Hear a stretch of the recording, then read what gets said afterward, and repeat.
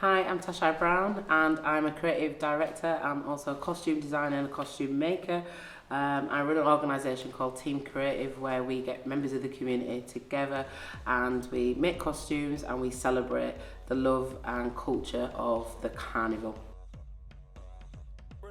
So yeah, I've been invited by the team here in Manchester to help support and assist the designers with their costume designs and their structures, and it's really just to kind of form an alliance together in this neck of the woods, so in the Midlands, in Yorkshire area, to I suppose share those skills, them good practices, those techniques, and just to kind of keep the culture alive, to keep Carnival alive, to keep the new designers and the next generation of designers inspired, motivated, and to kind of give them that guidance from someone who's probably might be a little bit more experienced.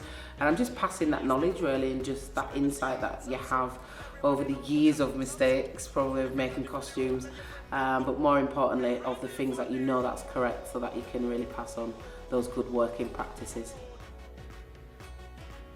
Carnival's in my DNA, so from birth really, my family's always actively played roles in Carnival. So my step grandmother, is it? My little sister's grandmother was one of the founders in Leeds Carnival. So from probably 5 years old, I would be there in the house sticking and making costumes at a very young age, and participated all the way until my early adulthood, I suppose early 20s. Kind of fell out of it because of work commitments, family commitments. But for me, having my own children, especially the further up north we get, is I suppose the less connected we are to our Caribbean roots in particular. So it was important to me to really embrace that and make sure my children had a good sense of who they are, what Carnival means, and the legacy and the history of Carnival. So as an adult, I've made conscious efforts to make sure that they have a good understanding of both. Oh gosh, a lot of designing, you've got to have a lot of planning. So everyone kind of jumps to the end and wants to kind of get to the point where the costumes are already made and the structure's already there. But it's really fine-tuning what is your purpose in terms of what do you want that costume to do, how do you want it to move, how do you want it to operate. Then you've got to look at your resources that you have.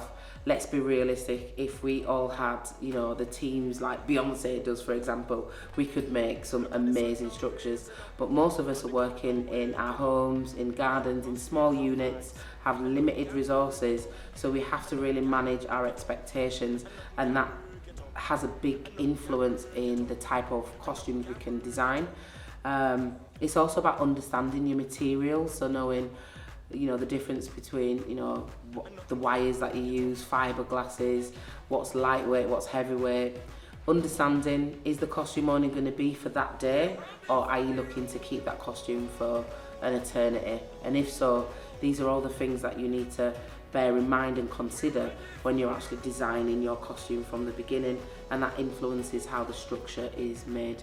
It's really what you want out of the costume. But yeah, I think also thinking outside of the box as well, and not being frightened to pick up an angle grinder or not being frightened to kind of use them quite masculine in some ways equipment to bend and break wire and stuff.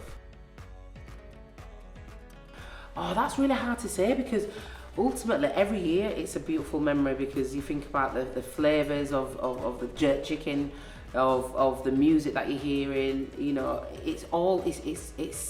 It's beautiful. Now, I was a princess many moons ago when I was 11. Not really a big dancer, kind of got forced into it. Parents was like, yeah, you're gonna be it. And I remember just being absolutely nervous and terrified, and I've never done it again. So my heart goes out to all the people who have the confidence and the courage to go on a stage in front of hundreds of people and kind of put on this performance. So I don't know if that's a positive memory, but it's definitely a memory that will stay with me forever.